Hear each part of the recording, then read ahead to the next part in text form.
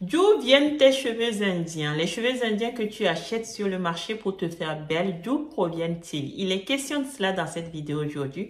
Si c'est un sujet qui t'intéresse, je t'invite à rester en ligne. À tout de suite.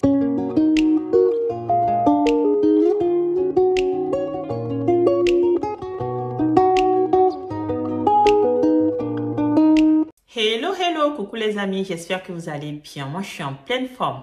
Si tu me découvres dans cette vidéo, mon nom est Boost. Ici, je suis entrepreneuse e-commerce, employée dans les achats en milieu industriel, investisseur en immobilier.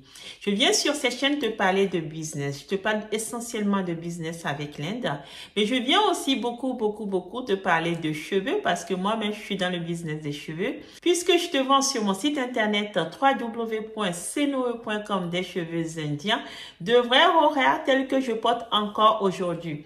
Alors, ce que j'ai sur ma tête s'appelle des Natural Curly. Ce sont de vrais cheveux indiens qui n'ont pas besoin de babyliss pour retrouver leur boucle. Vous mettez un peu d'émulsion, un peu d'eau, un peu d'huile et le tour est joué. Vous êtes belle, vous pouvez aller faire un tour dehors. Donc, si vous êtes une femme distinguée, une femme qui aime votre beauté, une femme qui aime les belles choses, je vous propose de faire un tour sur mon site internet. Vous ne le regretterez pas.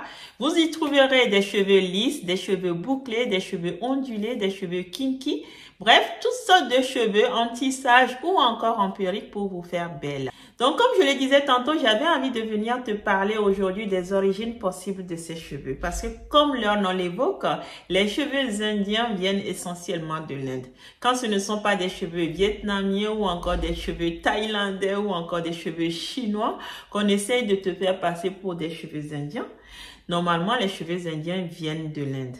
Ce sont des cheveux qui sont reconnus comme étant les meilleures qualités de cheveux sur le marché.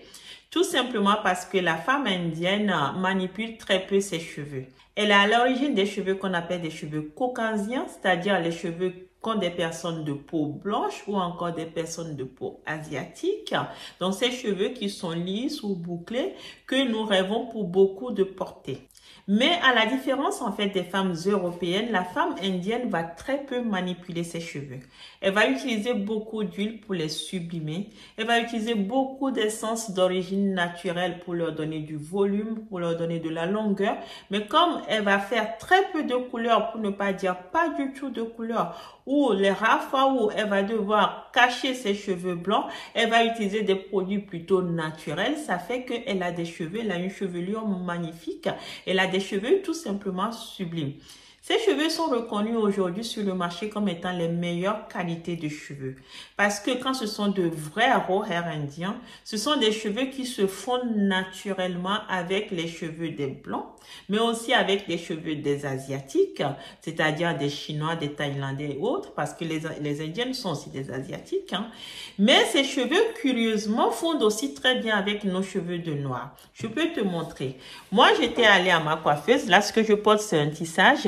Tel que tu peux le voir, elle m'a tissé les cheveux. Donc, je voulais un tissage ouvert avec mes propres cheveux au-dessus.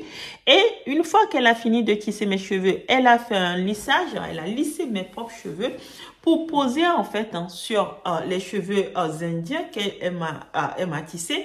Et comme tu peux voir, on ne voit pas de démarcation.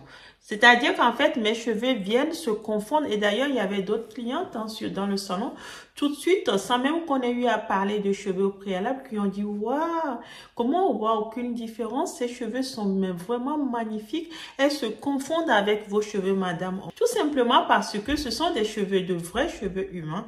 Ce sont des cheveux en très bonne santé. Et ce sont des cheveux sublimes qui se fondent partout. Donc, ces cheveux, d'où proviennent-ils? Il me plaît beaucoup de te dire l'origine de ces cheveux parce qu'on entend de tout et n'importe quoi sur le marché. J'ai une personne l'autre jour qui m'a dit, oui, ce sont des cheveux de personnes mortes. Je me suis retournée pour la regarder, mais elle a l'air de dire, mais de quoi il parle ce monsieur? Tout simplement parce que moi, je pars en Inde et je vais souvent. Les cheveux que je te vends sur mon site internet, ce sont des cheveux sur lesquels j'ai toutes sortes d'attestations que je pourrais te montrer s'il y a besoin. Ce sont des cheveux dont je connais en fait la filière. C'est-à-dire que je ne me rends pas en Inde pour aller acheter des cheveux dans un marché, faire mon marché comme ça.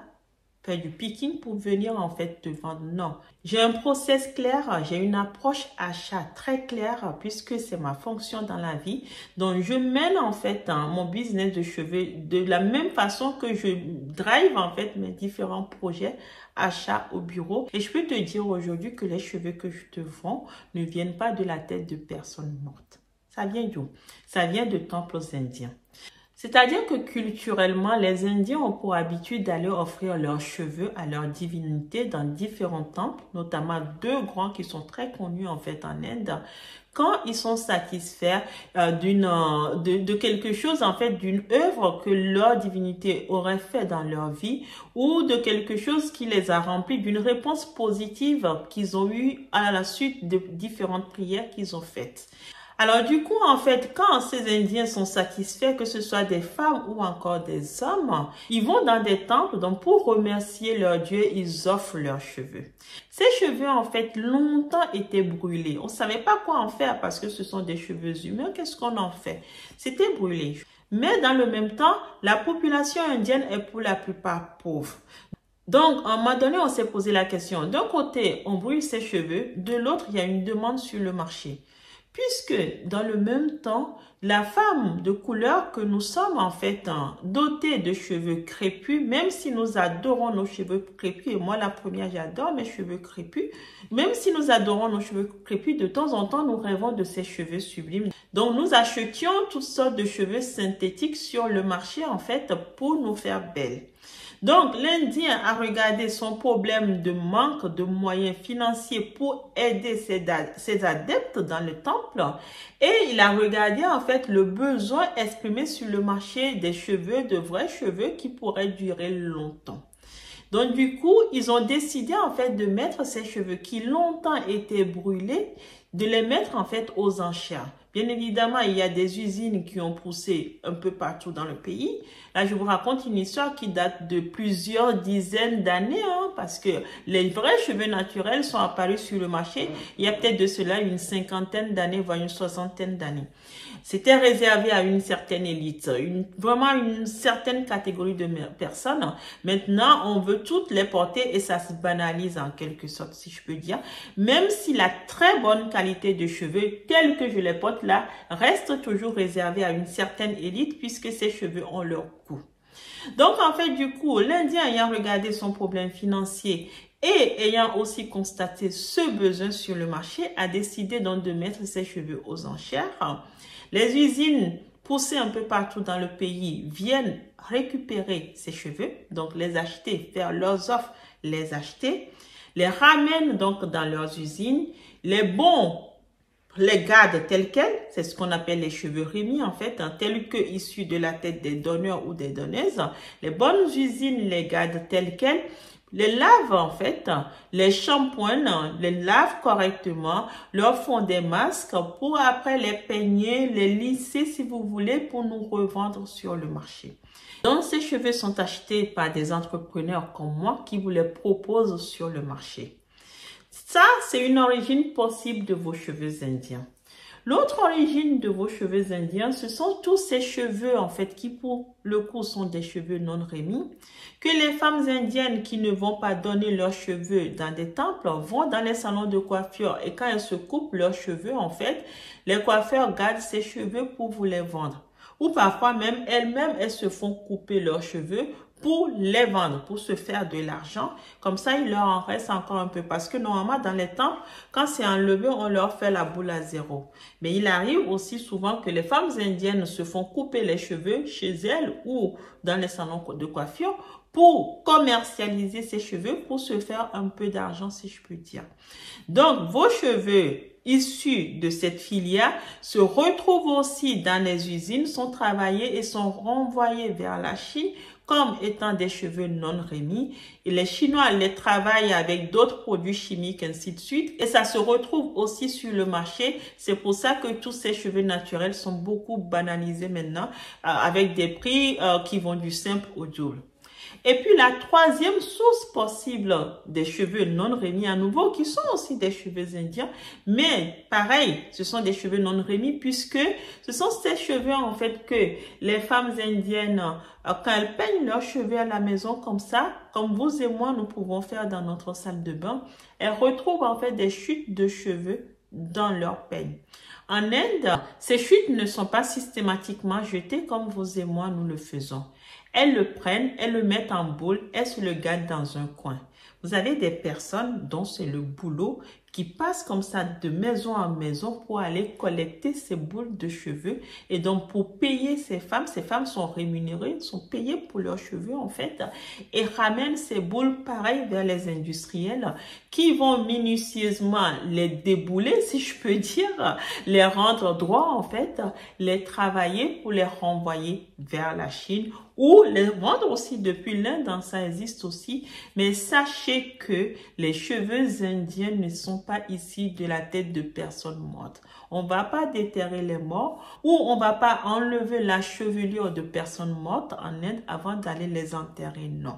Ce sont des cheveux qui ont été donnés, comme vous pouvez le voir, volontairement, que ce soit provenance temple, provenance salon de coiffure, provenance de différentes maisons en Inde. Ce sont des cheveux qui ont été volontairement offerts par quelqu'un, donnés par quelqu'un pour X ou Y raison.